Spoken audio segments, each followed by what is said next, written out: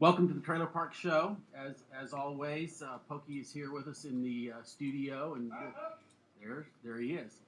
And we miss Chris. For anyone who doesn't understand or know this yet, Chris Ritter was the producer of this show for 20 years, and she passed away about 6 weeks ago. And so we are missing her, but we have the station manager, and we think we're going to have a good show with all the technical issues. And we know we're going to have a good show in terms of content.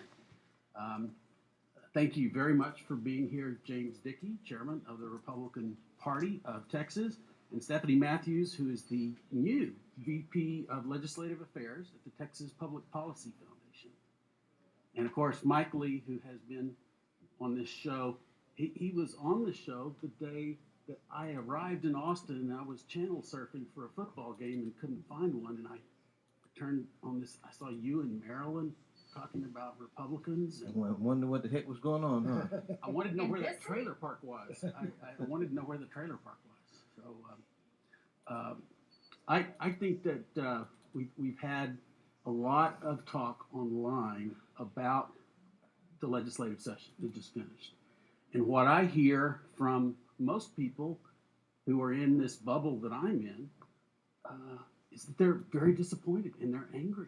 And they wake up in the morning and they start thinking about not what they can do to go weaken the chances of the Democrats who are running for re-election, but they're just angry at their own representatives. And I'm talking really not about the general public or those people who live out in Odessa and vote Republican. I'm talking about the party.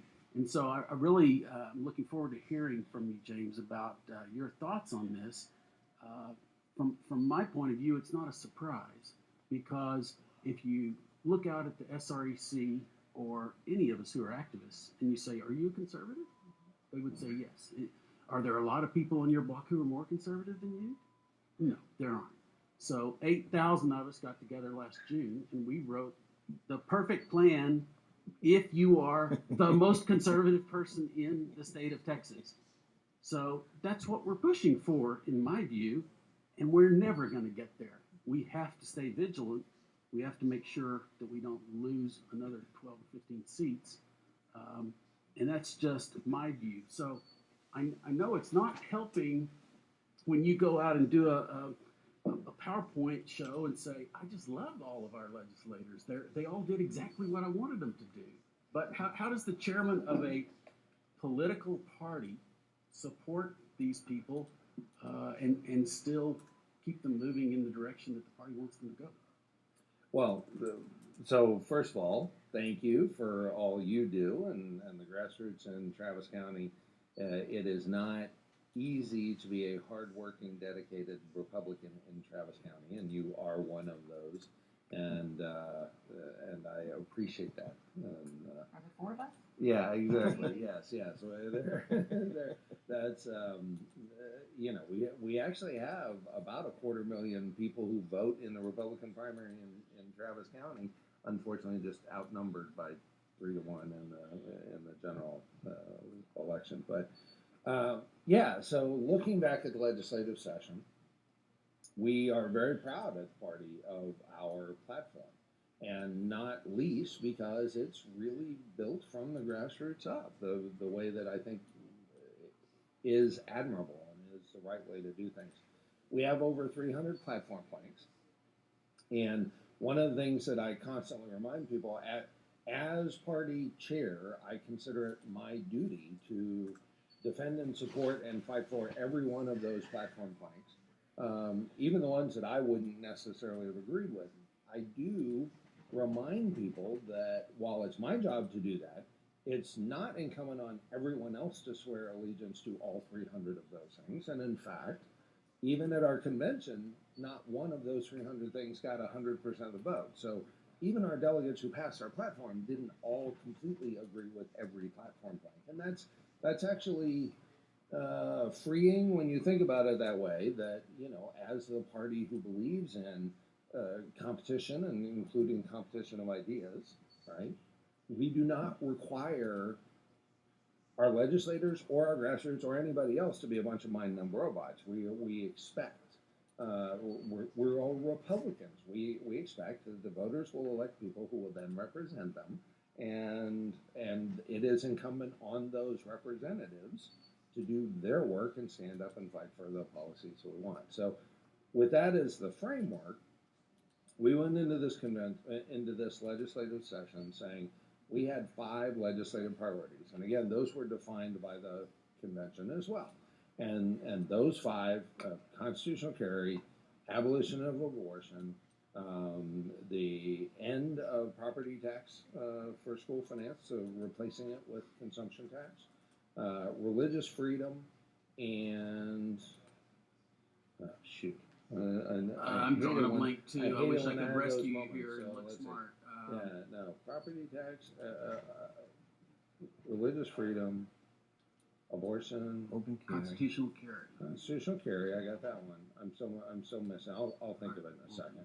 But we went into it fighting for those 5 things. So on constitutional carry, it got the most heat and earliest in the session when people were saying, "Oh my gosh, our legislative priorities are dead." That was the one where I would have been most inclined to believe and agree that, yeah, if we're not going to get anything on one, that's the one we probably are not going to get anything on. And we had some really unfortunate things happen that reinforced my fear that we'd get nothing on constitutional carry. Second one, ending taxpayer-funded lobbying. Yes. That's There you the go. one. There you go. That's the one that I would have put the most money on us getting, and it looked like we had a really, really serious shot on it. Then pro-life, of course, abolition of abortion. And I think knowingly, we set a really high bar on that, right? I mean, that is a giant moonshot of a goal, and I think that's admirable. It's the right thing to do, and we should shoot for To that. define that, for the abolition of abortion would mean there would not be a legal abortion In performed Texas. anywhere in Texas. And that we would knowingly and willingly say, you know what, bring it on, Supreme Court, we're ready to fight them. And there are pros and cons to that kind of a approach, and a lot of people, good people who all want to end abortion, who disagree on whether or not that's the right strategy. But that was our legislative priority. And then, of course, we had the property taxes and religious freedom. Well, a few weeks before session was over, there were some people who said, "Oh my gosh, this session is so." They were caused to be so afraid by the November results that we're being timid and we're not going to get any of those 5 legislative priorities. Now, I never thought that we wouldn't get any progress on any of them. But I was pretty sure that there'd probably be at least one that we wouldn't get any progress on, and I was hoping that there'd be 1 or 2 that would make it all the way. I am in no way, shape, or form going around saying this is the best session we've ever had. However, I do ask that people, you can't improve if you don't make a realistic, accurate portrayal of where you really are right now, right? You can't make sure you get from here to Dallas if you don't first start by actually being correct about where here is. We had 5 legislative priorities, and for the first time, we only had legislative priorities for the last 3 times. We had 5 this time, we had 8 last time. Last time we got 3 of them completely done, didn't make any progress really on the other 5. The time before that, we only had 1. This time, we didn't get any of them completely, but we actually made progress on all 5. And then what was really exciting was, as we were at the Capitol a lot this time, and hopefully it happened to you too, I was hearing people reference the platform and reference legislative priorities and keeping it in mind and talking about it as a factor, as a consideration, more than I could ever recall him doing. And I've gone up just as a volunteer, testifying for years now. So no, it's not. I'm not painting anything with rose-colored glasses, but it doesn't help to be overly pessimistic either, And so as a party, we need to advance our issues, and the best way to advance the issues is to fight for them, and then and say thank you every chance we get. I mean, people are believe me, politicians are used to getting beat up, and as an activist, I've done that more than my share of times. But I do want to say thank you for the things we did actually get, and that starts by admitting that we got some things. And it is your job as Republican Party chair to support the Republicans who have been selected by the voters. Anyone who wants to is encouraged to go find a different candidate for the primary and support them all the way. But whoever's nominated is going to get your support because you are the Republican chairman. Now, Stephanie, you don't have any such kind of responsibility at all. You guys at the Ivory Tower down at the Texas Public Policy Foundation, ninth in Congress. Ninth in Congress, yeah. You put on your thinking caps and you push for ideas, not necessarily one party or the other. But how do you see this session? So I would say we're not in an ivory tower. We work very hard to take ourselves out of said ivory tower, right? We have enough people in the city that already do that. And we as well, most definitely more than I've heard in years and years, the conservative mantras were being piloted over at the Capitol more than I have heard the conversation. I think a lot of that had to do with a good change in leadership, new committee chairs in the House in particular. And so we as well do not look at this as really as a terrible session. I think where we would stand, one of our biggest priorities is the conservative Texas budget, which is we have a coalition of folks that come together and agree this is reasonable, above that is not, and below it is great. We busted that. That was one of our, as an institution, one of our biggest disappointments. But we've been traveling the state, as I mentioned to you guys, and going to different cities all over the state, trying to talk about the things that protect taxpayers that we got done this session, that we haven't. There are transparency measures that are about to become law that we as taxpayers haven't been able to have access to information in ever. And so we're real excited about a lot of that. Taxpayer-funded lobbying, ending that was a big disappointment. That was one of our big priorities as well. But boy, did we make progress. It passed the Senate. We have a vote count on the House floor now, right? And how many co-authors of that Mays-Middleton bill is stunning. Like, that is really exciting momentum going into this interim that we will tap all over the state and tap into taxpayers. This was our tour that we're doing around the state at TPPF. It's called the State of the Taxpayer Tour.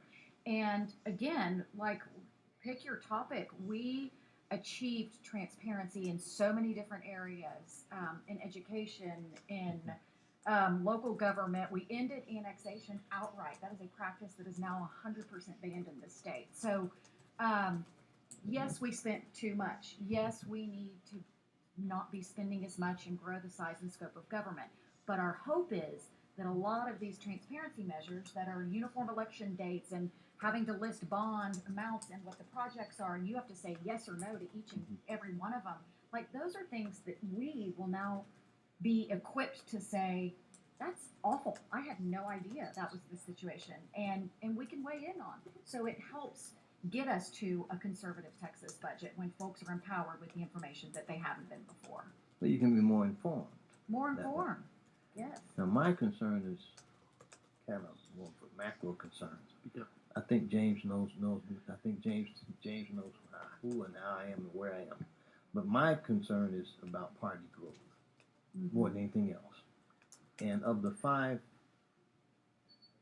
items that you named, the one I feel is most important in terms of party growth is the abortion claim, is the abortion plan, because you see these heartbeat bills started. I think it started in Missouri, and now calling in Georgia, and we need strength out there here. And I believe that particular platform and that particular issue is one that would lend itself to party growth, given the conservative leanings, I believe, of the African American community in particular, and especially with the adverse effect that abortion has on that community once it is informed of that.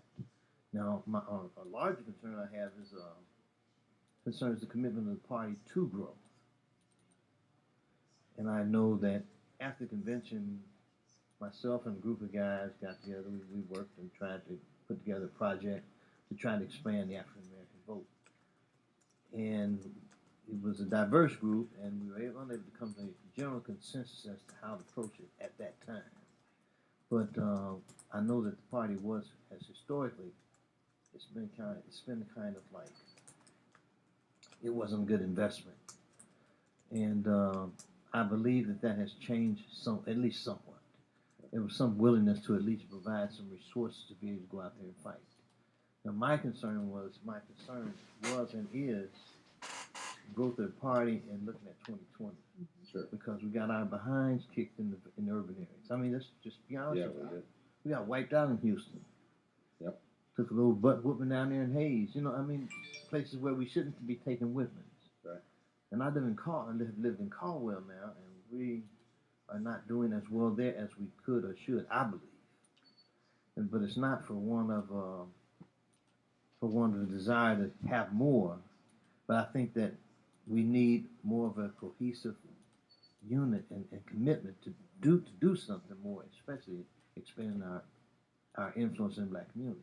Because I believe that in a growth sense, an oversimplified sense, for every black vote that we get, to me it counts too, because it's one less for them and one plus for us. Yep. That's what I see it.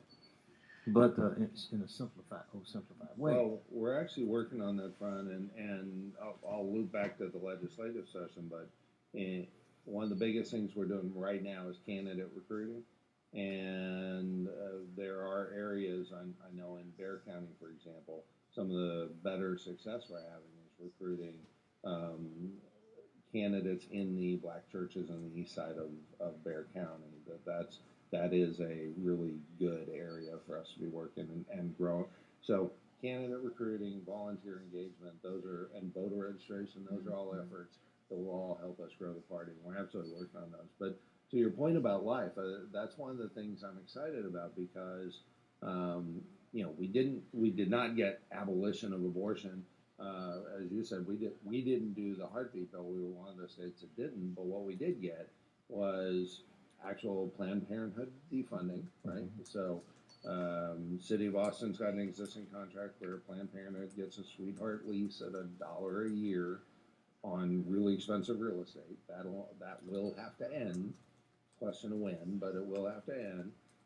Will also, for the first time, the doctor who would perform the operation is required to give information to the mom about alternatives to abortion.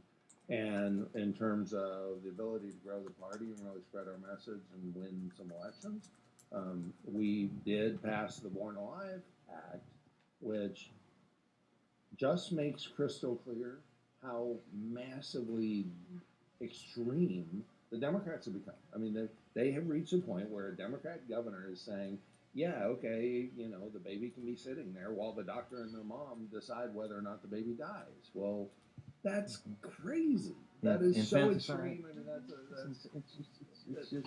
they used to say past, safe, legal, and rare, and then they just dropped that. Yeah. Oh, yeah, completely. Now they're just legal. And right? there are some other interesting issues. I like the debate the other night where the guy said he's in favor of abortions for transgender men who become pregnant. Okay, I can't wait to see that one.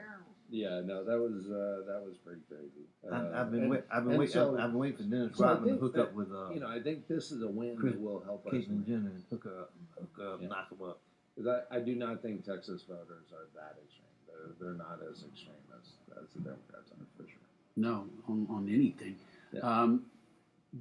There are other issues I was going to say that I think would allow the party to do what is right for the society and the country, and also pick up some support in the African American community. And the way these parties are structured at this point, if the Republicans got 20% of the black vote all the way through the country, the Democrats have nowhere to go.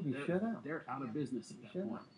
But I think of the TPPF's Right on Crime initiative, and it's interesting to me as older Republican who grew up at a time when we just Walk 'em up supported and the throw away the police. key. Yeah. You And we bet. wanted the Law and police to order. round up all the bad guys and make them go away.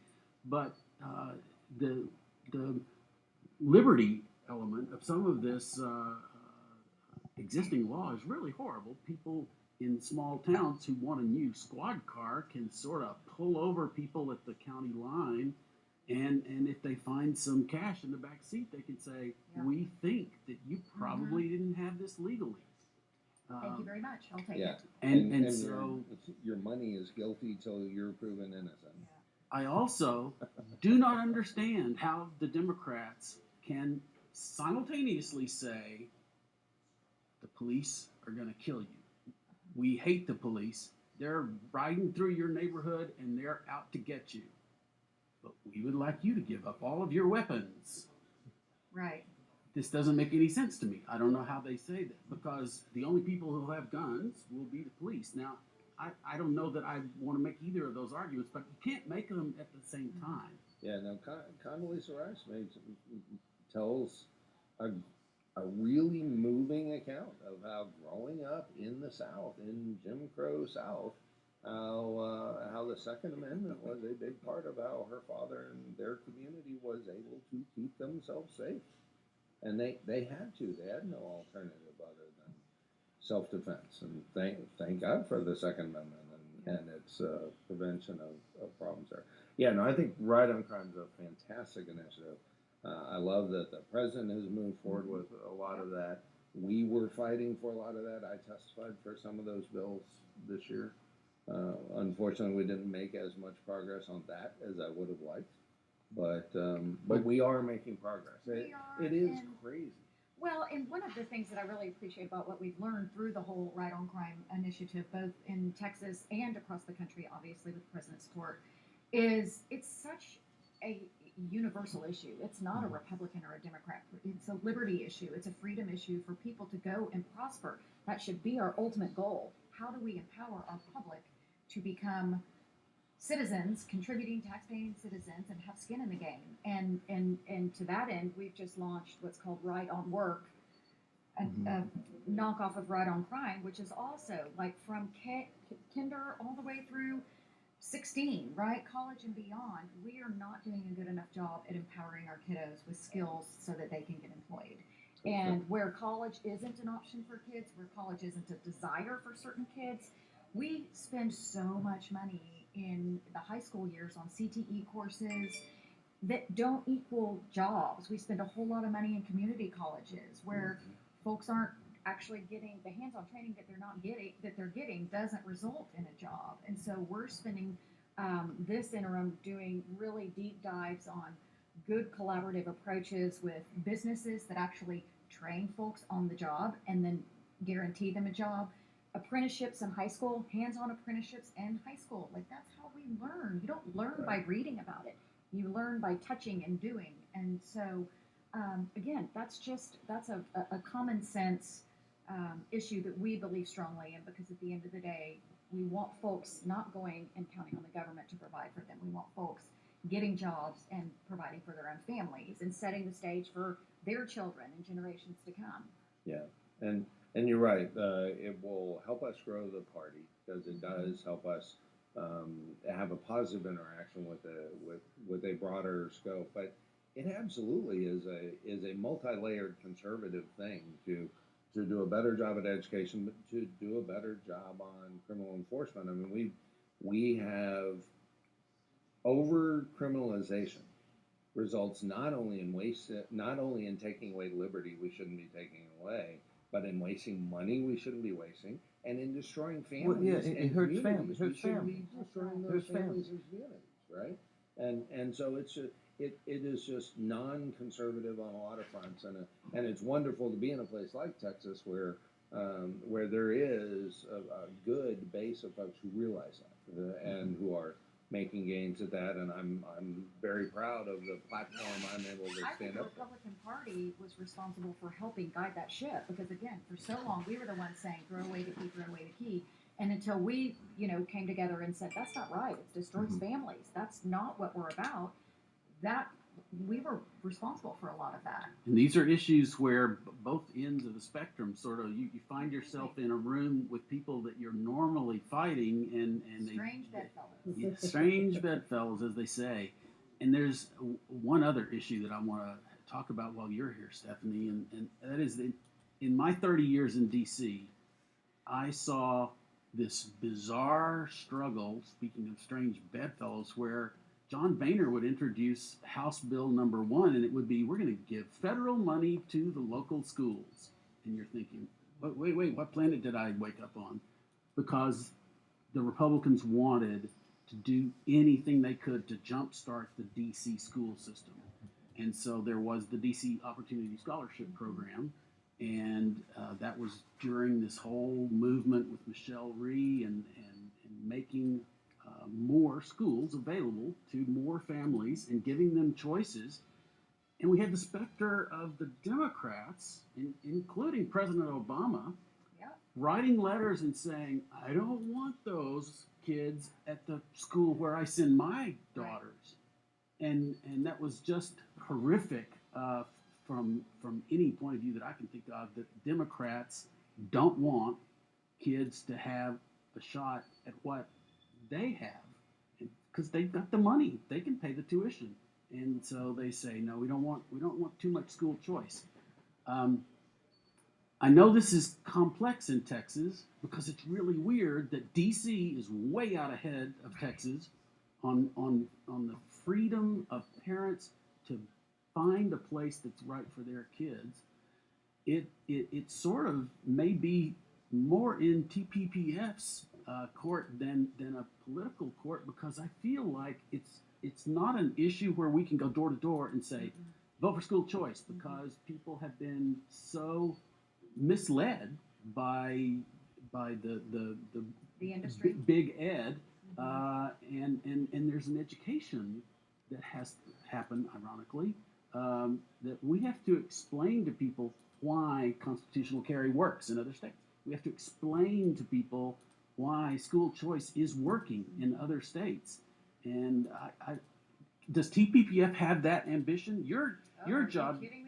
That is the issue Okay. that TPPF was founded on, and that's how I found myself sitting here today. Was just 15 years ago, volunteering as a non-working mom for a dropout recovery charter school, and seeing the difference that not GED, but a high school diploma. These kids were gone, they were in prison, they had babies, and we got them in that school, and come hell or high water, we're going to get them through high school, get a high school diploma, and it changed their world. It changed their world, it changed their parents' world, it changed their little cousin's world, it changed their nephews, and there was all of a sudden this, I can do that? Like, I never thought I would graduate from high school. It was never an issue. It can change the community. It Just can the change way the you look at community. things. There's no question. The complicated thing about education is it's really complicated. It's so emotional. It's such an emotional subject. There is so much ammunition information out there that says that school choice is ruinous to the traditional community, which is just not remotely the case. It's maddening when you see elected officials sit up there at the dais arguing with people and parents who want to send their child to a better school with their tax dollars that they pay, and the communities of the members that are saying no are the ones that need it the most. These the urban communities where thousands of children are failing every day, that is not top of mind is just really tough. And also, it's complicated in rural communities because the school is the primary employer of the whole community. So we understand that. And unfortunately, it's more complicated than just educating folks, because we've been educating folks for 30 years, and we make incremental gains here and there. This particular session, for the first time, TPPF did not advocate a big giant school choice vehicle bill, but we participated in a lot of different fights that again brought transparency to the table. How are our tax dollars being spent? Ballot box transparency, and then the charter schools were the ones that were so under fire. It's just crazy what these communities are trying to do to prevent charters from growing, to prevent charters from coming to perpetually failing academic districts, and so we participated in a lot of those battles to try to prevent bad things from happening to charter schools.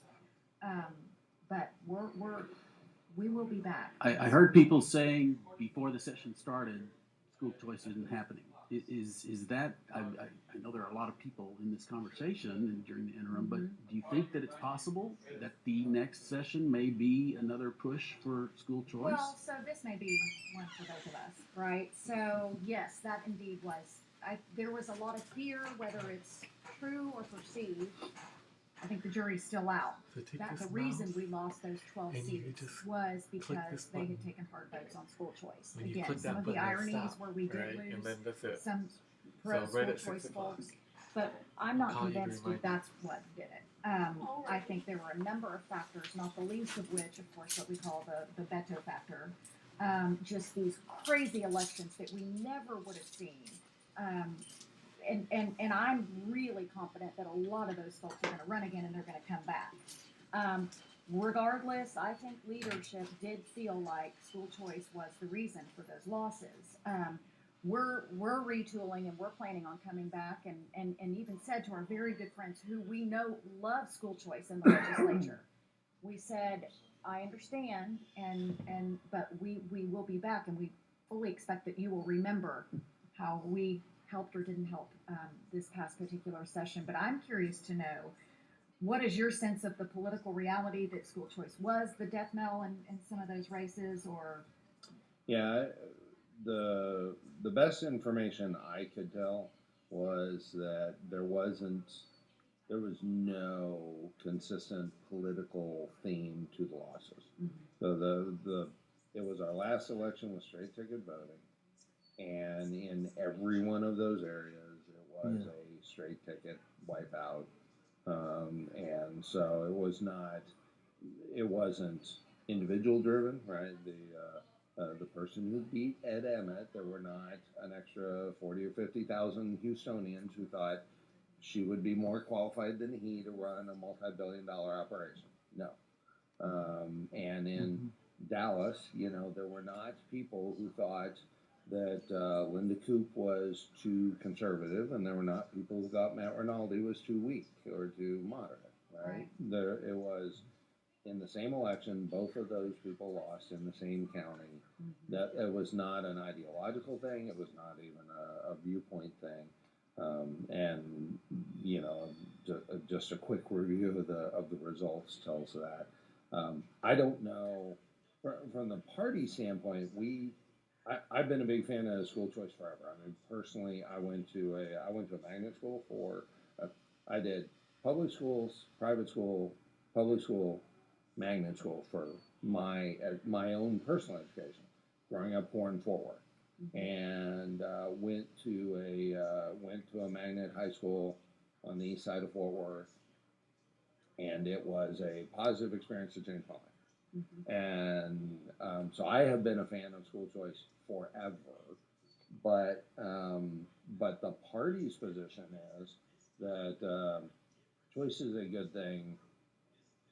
Taxpayer money always comes with strings, and we are very wary and very concerned about those strings. Right. And so the party's position is actually pretty sophisticated and pretty nuanced, and not doesn't easily fit any. That was an interesting battle. Any bullet point, right? Yeah. Oh, yeah. I mean, it was. There was actually a floor fight that changed up where we ended up on school choice, and so yeah. I mean, it's a tough issue. I do agree. If we can at all figure out the solution to it, we must, right? Again, Condoleezza Rice said at the Republican National Convention 11 years ago, it is wrong. It is a civil rights tragedy that you can accurately predict how terrible someone's education is going to be by what zip code they live in. Yeah. That is 100% true. And education is a way out. Yeah, exactly. It is 100% true and 100% wrong. And education is a way forward. You have a 97% chance of never living below the poverty line if you graduate high school, get a job, and don't have a kid till after marriage. That's it. And we are failing. We as a state, but especially in the inner city, we are completely failing on that first one. Making sure people graduate high school with good education. And that's, I mean, that is on us. That's not an easy. If it were an easy answer, they wouldn't have needed us, Right. and it had it done 30 years ago. But Well, that's why I mentioned a sort of a public education component. This is funny to talk about a public education component to reforming public education. What I'm really trying to say is we need to get to the voters somehow. We can, once the legislature starts meeting, we can meet with legislators and plead and twist arms. But before that, we've got this Texas voting public that in the case of rural folks, they think, well, there are not any nice private schools around here, so I'm against private schools. And we've got homeschool people saying, I believe in choice, and therefore I choose to have my kids at home, and I'm scared to death that the state would come here and inspect my classroom. But I think that those people in that community would be better off with school choice. So I don't know. I don't know how. Yeah, it really. So we actually have spent the last 18 months doing really state of the art deep dive polling on messaging and what's effective and what isn't, and interestingly, academic progress or failure is not the needle mover. Right? There's so many other levers that parents find of interest. It's safety. It's small class sizes. It's and so a lot of folks don't know what it is, choice, other than it'll decimate my public school. It'll take money from my public school and decimate my public school. So you've got, the vast majority of suburban moms, they think, oh, my school's doing great until the A through F grading system, which I think is going to be another really important factor as we move forward. Of again, just educating parents. What is choice? And even in the public arena, the resistance is so strong. You've got districts, a reform that happened last session, so not this one, the prior was Senate Bill or House Bill 1882, which essentially says failing districts can avoid state takeover or punitive action if they will partner with a charter school or a university, it doesn't have to be a charter school or nonprofit, to come in and help them. And they get more money. I think we have maybe 3 ISDs in the state doing it, one of which is San Antonio, who their superintendent's doing a marvelous job, partnered with a New York charter school that specialized in school turnarounds with that same population. You couldn't find a better match, yet you still had parents fainting in the when they were having the discussions, the open meetings, whatever, school board, right? When they're discussing, this is what we're going to do. We're not talking about how these schools have been failing for so long. It was only, don't bring in a charter school. And so we've got to get to what is the effective way to communicate with folks that's more than just, are you passing or failing academically? We gotta get past knee-jerk reaction. That's right.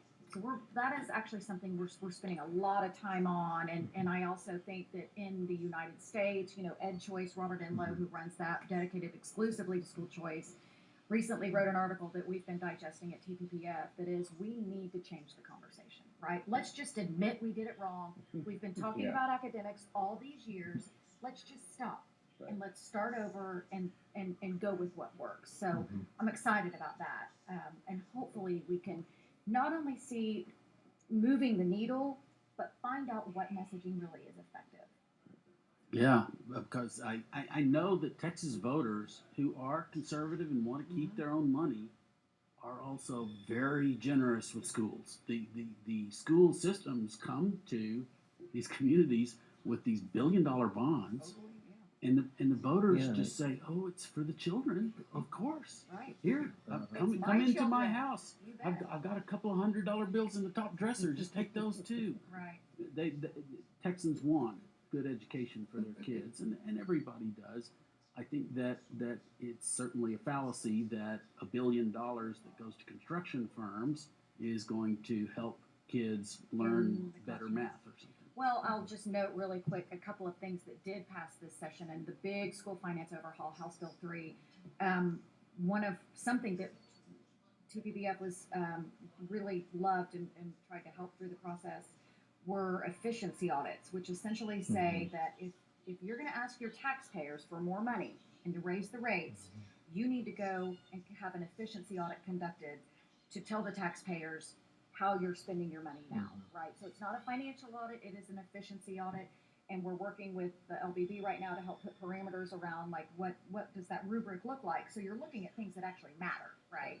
And then you have to post it publicly at a minimum of 30 days prior to the bond election. So that's another one of those transparency measures that I think really favors voters.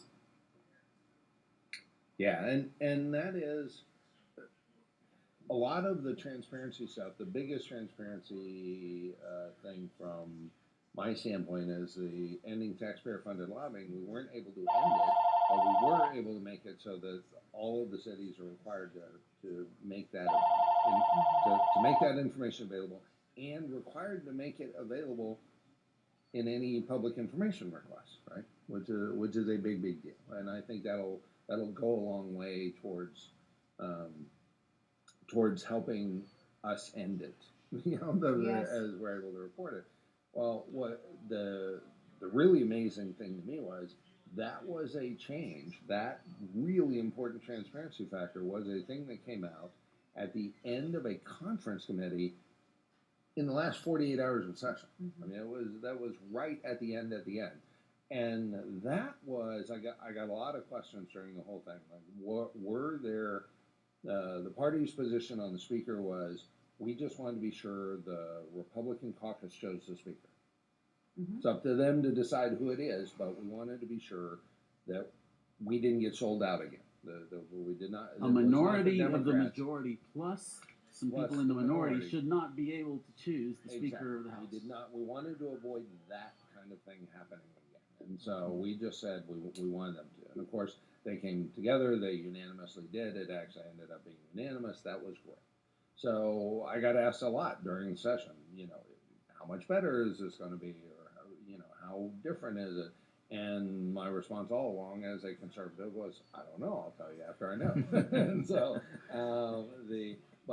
one of the most impressive things and significant things to me, and this transparency on ending taxpayer-funded lobbying was just a big sign of that.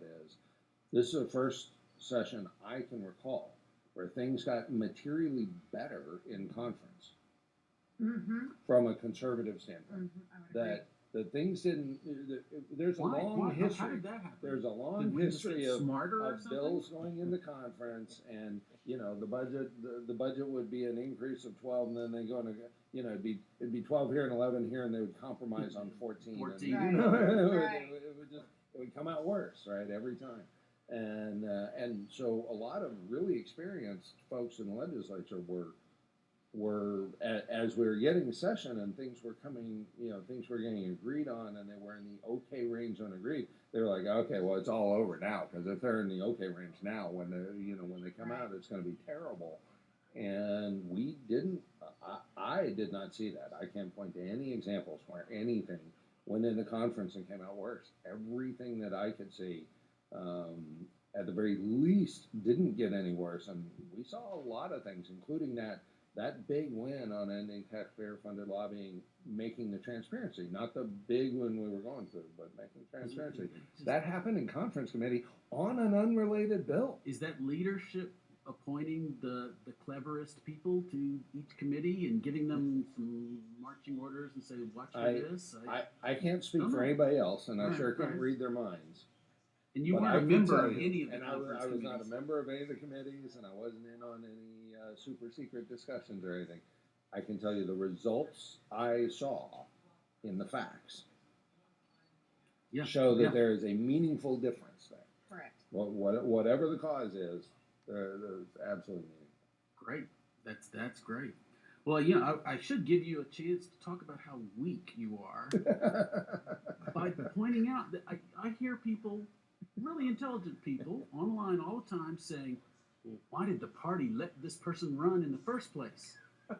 And so maybe you want to tell us some stories of times when you pulled in God. members of the legislature and slapped them around and told them you demand that they vote a certain way. Sorry about that. So I know. It is completely normal to have some frustrations and to express those frustrations.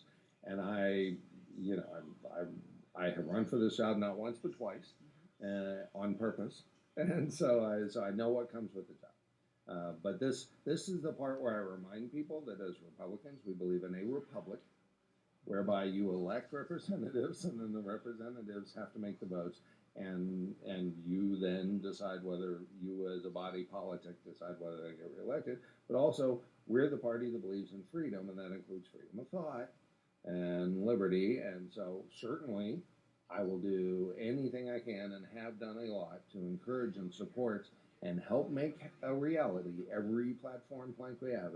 And we did. We had for the first time that I know of, we had dozens of bills completely pass and be signed that affected dozens of platform planks in the party. So while there's some big things that we wanted that we didn't get, there's a whole lot of stuff we did. And so the process of talking about it and doing all that, we got some good results. To the extent we didn't get the results the voters want, the voters have unique authority and the ability to change that up. And I have,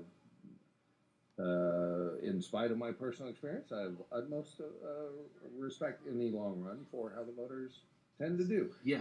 Even though President Obama got elected a couple of times, you have to accept what the voters have done, and it's funny to see a lot of Democrats who just cannot. Except if you're CNN, you don't have to accept anything. I was just say, yeah, there are a whole lot of Democrats who still have not accepted the 2016 results. And you just want them to come clean and say, yeah, we really think that a committee of the professors and the other people Right. should really be in charge. We'll call it the commissariat. Yeah, or something, right. and College Politburo. The Call it Politburo. even, yeah. we want the really smart people to be in That we charge. choose. Right, That exactly. we choose. That we choose. So Yeah, to the remarkable conversations that we had this session in public, in front of God and everybody, for the first time in a decade. I think we can't overstate how important that is. So even though taxpayer-funded lobbying didn't pass, it passed the Senate. There was a discussion on the floor. I suspect, I don't know, I wasn't on any of the committees either, but I suspect that was what was happening in the back rooms and behind closed doors were our friends, our conservative friends, were realizing we got a big old price tag this session, and we're going to have to account for that. So we better come back and get some of these really important things done and make progress on them, or else we will pay again in November. I suspect that had to be part of the equation. But again, I think it's our sense that and as we travel around the state, that is such a hot button issue, taxpayer-funded lobbying, that I can't imagine any scenario that it wouldn't be a big priority coming into the next one. Yeah, I think so Paid sick too. leave was another one that was a disappointment. everyone like thought that was going to pass. Completely. That And, seems and, like and let's run through for our audience the simple idea that no, big government that's closer to the voters is not necessarily better, that our value is not to let the Austin City Council make all the decisions for the free individuals of Austin. It's to let the state of Texas, which we trust, which creates the city of Austin, to urge the city of Austin to let people engage in commerce and all the other aspects of their lives in a way that rewards liberty. Well, and that's the short way I say it is, because the cities and counties were all created by the state, we believe in local control. Local control defined as restrictions that do not take away the freedoms that we all have as free Texans, and the liberties that we have as Texans. And so it's completely correct for the state to protect our freedoms. All of the rest we can deal with at city, local level as a path. we need a bumper sticker for that. Yeah. That's just perfect. We, in this city in particular. Wish there was an easy way to make one, but Yeah. Yeah, no, I used a lot of words, and then you didn't use just 5 or 6. It's hard to get this It's across. still, yeah, It it's is. still It's a a complicated 15-word issue. deal. Yeah. All right. Well, so what else do we want to talk about while we've got both of you here? We got an election coming up in 2020. Yeah, A big we're one. all we're the people thinking about that already, and the public will start thinking about it around October 1st of 2020. Yeah. Around June Well, 2020. You know, since the topic is legislative session and well, we got Stephanie's expertise here. You know, I'll run down a couple other big legislative priorities. I mean, the property taxes was the big thing. I mean, it was very clear from minute one, from all of the big three, from a lot of the members. School finance had to be addressed, and property taxes had to be reformed. You know, you guys are doing your tour right now about the budget, and oh no, property taxes is the first thing out of our mouth. Budget and property tax. Well, Yeah. and I spoke to Vance again one time about a year ago, and he's now in Washington, but he was the TPPF economics guy. Up until 3 weeks ago. And I said, you know, we probably do need some money from something. What should we do to raise money? Consumption tax is the right thing to do. That was an interesting kind of episode in Texas history to have the big three say we want a 1 cent sales tax, and then to say, oh, did I say that out loud? Never mind, and then they went on. It's hard for us as Republicans to say that. I mean, if we could cut the property tax to 0 Right. and raise the sales tax by 1 cent, we'd still have a lot of activists saying no. yeah. So this is a legislative priority for us, and so taking it from a couple of steps. First of all, some taxes, doing anything requires some level of money, right? No question, there's a conservative budget and then there's a not conservative budget. So ideally, that's the lowest possible amount to do the required stuff for government. But you have to collect some money, which requires some method of taxation. And there is clearly some differences in the damage done by different types of taxes. If that were not true, we'd have no problem with state income tax in Texas, and we have a problem with state income tax. Right.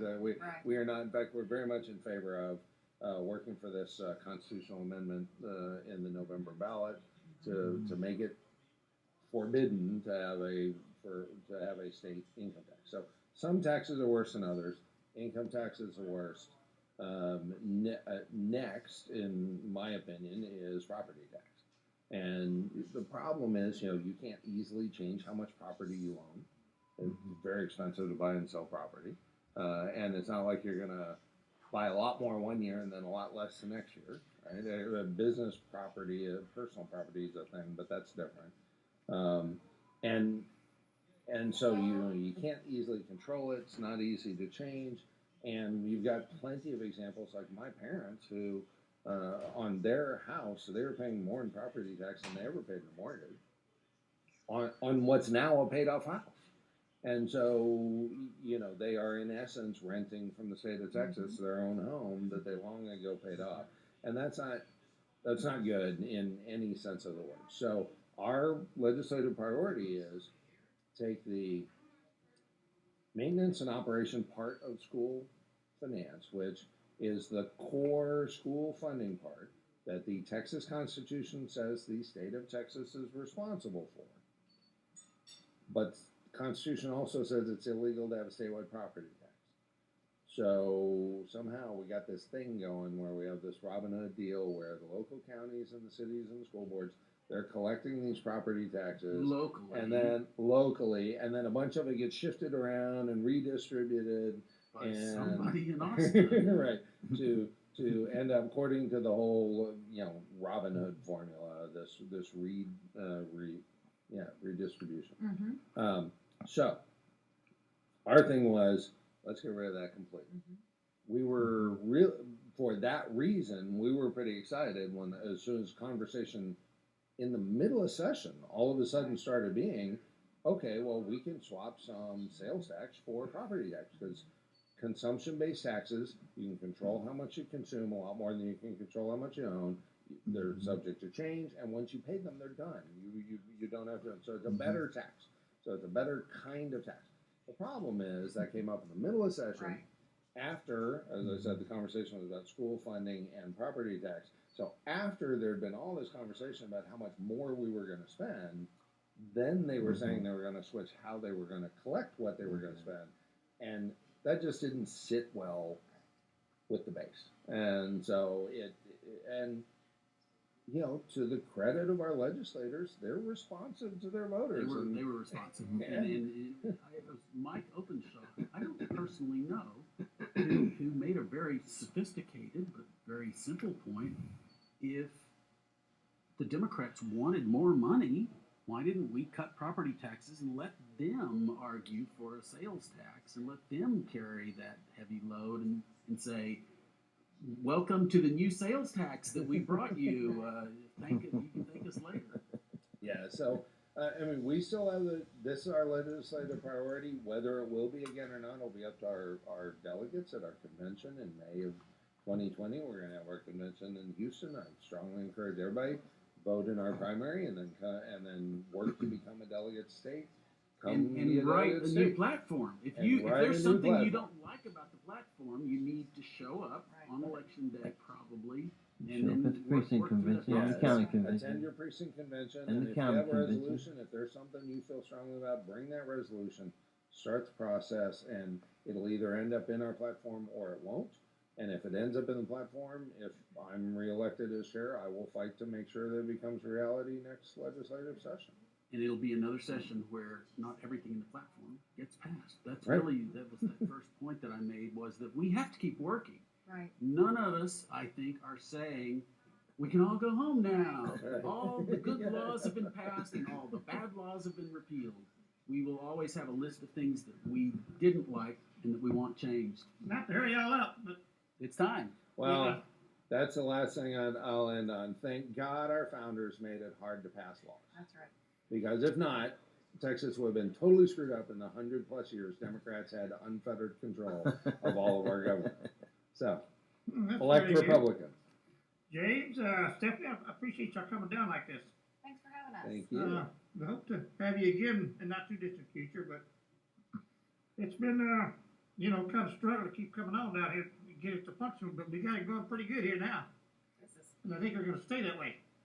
That's fantastic. Yeah, I think so. It'll be, it's going to be a little struggle. Mike Lee's coming on next. Don't change channel. He'll be on in, 30 minutes? 30 minutes. 30 minutes, and we've got 40 seconds to talk about some new shows that you're working on. Next week, East Austin activist Paul Hernandez. Gavino Fernandez Jr. should also be on here, and who knows who else. If y'all are familiar with East Austin activists, we are going to run out of time. That's that, and that's in Hard Pencil, though. After that, Austin Animal Center, the Master Pet, Austin Pet's Alive, and that's still in Pencil, too. So we're working on it, and we're going to keep doing something. Anyway, I appreciate y'all coming on. Thanks for watching, everyone. Thank Mike you Lee. for all you do. Always good to see y'all. See you shortly. Anyway, bye-bye, folks. .org and keep Austin diapered.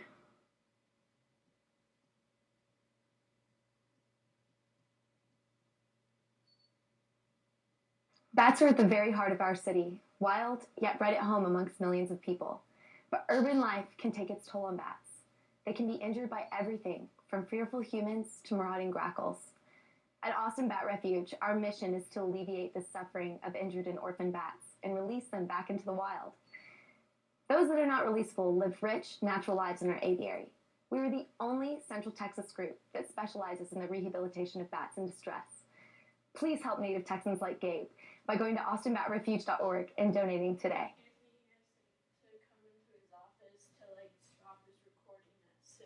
I believe experiential learning is how I learned best, and I think that's also true of many of us.